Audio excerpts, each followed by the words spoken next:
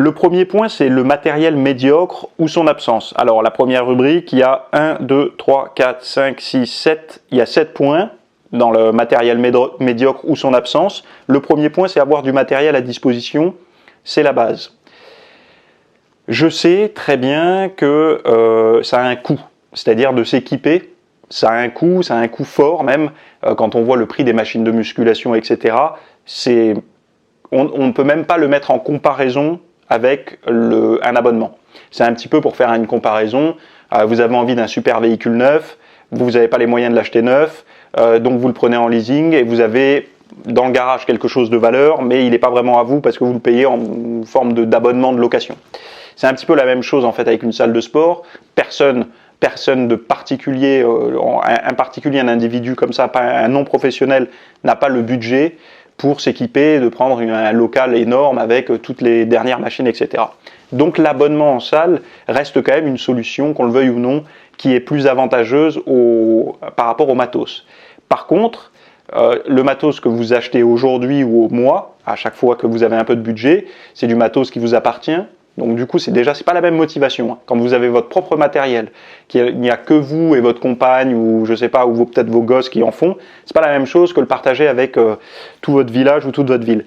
Mais aussi, c'est quelque chose qui va durer. Vous allez pouvoir le conserver. C'est-à-dire qu'un banc, admettons un banc de développé couché, logiquement, vous êtes censé pouvoir le garder longtemps. Mais beaucoup de personnes, c'est le premier point de le matériel médiocre ou son absence. Les gens, quand ils ne se rendent pas compte que l'absence de matériel met un énorme frein à l'entraînement. C'est-à-dire que si vous vous levez le matin avec comme idée de faire un entraînement en fin de journée après le boulot, vous vous dites ok, ce soir je rentre, je ferai une petite séance, etc. Si vos haltères elles sont au fond de votre garage avec une pellicule comme ça de poussière, que votre banc vous ne savez pas trop où vous l'avez mis et qu'il manque un boulon, que vos baskets ça fait longtemps que vous n'en êtes pas servi, etc. C'est problématique en fait. Pourquoi ? Parce que le matin, étant donné que ce n'est pas le moment où vous allez vous entraîner, vous allez avoir plein de motivation. En fait, votre cerveau, il va vous dire c'est facile, tu prendras les haltères dans le garage, machin, puis tu t'y mettras. Mais le moment où vous allez rentrer de votre journée de travail, après avoir peut-être eu certaines discussions un peu houleuses avec votre patron, avec votre responsable, avec des collègues et tout, que votre volonté aura un petit peu baissé, que vous allez rentrer un peu dans le froid, dans la nuit, parce qu'on a changé d'heure et tout ça, et que vous vous dites, bon maintenant il faut que je m'entraîne, vous dire alors ok, mes baskets elles sont là, mon jogging il est là, mon banc il est là-bas, donc il faut que je le... Et du coup, la moindre petite étincelle peut faire péter la motivation et vous aurez plus envie de vous entraîner.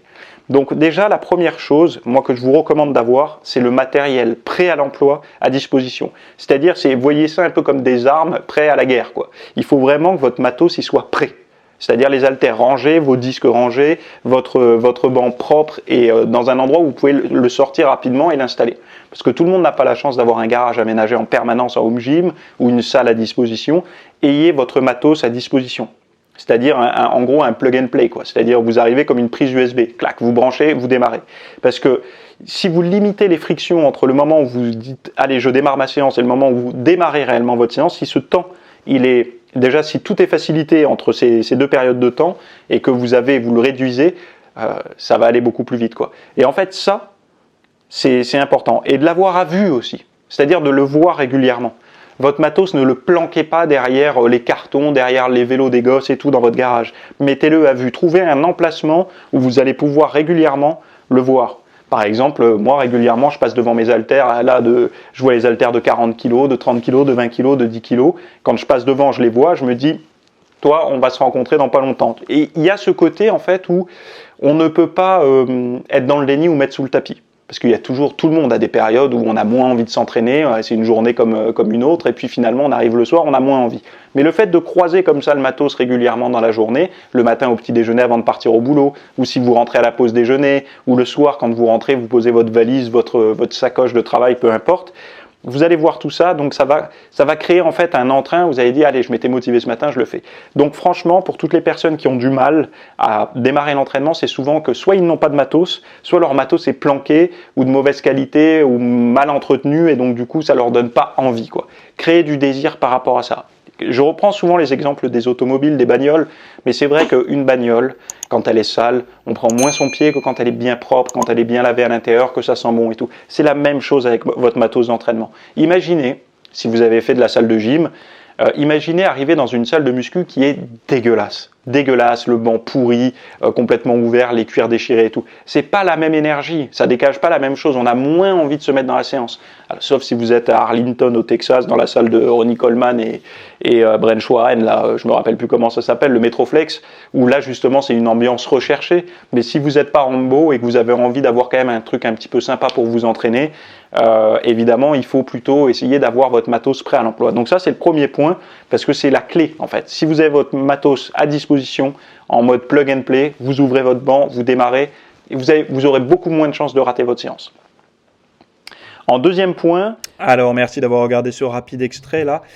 Si vous voulez la version complète là pour bien vous motiver à vous entraîner à la maison, parce que je sais qu'il y en a beaucoup qui procrastinent depuis toutes les péripéties qu'on a eues depuis bientôt 2 ans, c'est le moment d'aller regarder ça. Le lien est en description. On va voir des tas de bons outils pour se motiver à s'entraîner à la maison, mais surtout des petits réflexes d'habitude qui vous permettront vraiment de fonctionner un peu en pilote automatique par rapport à vos entraînements en home gym. Alors que vous ayez du matériel, pas de matériel, une salle, pas de salle à la maison, peu importe, le but est d'avoir une forme de régularité et vous allez voir qu'il y a plein d'outils pour ça.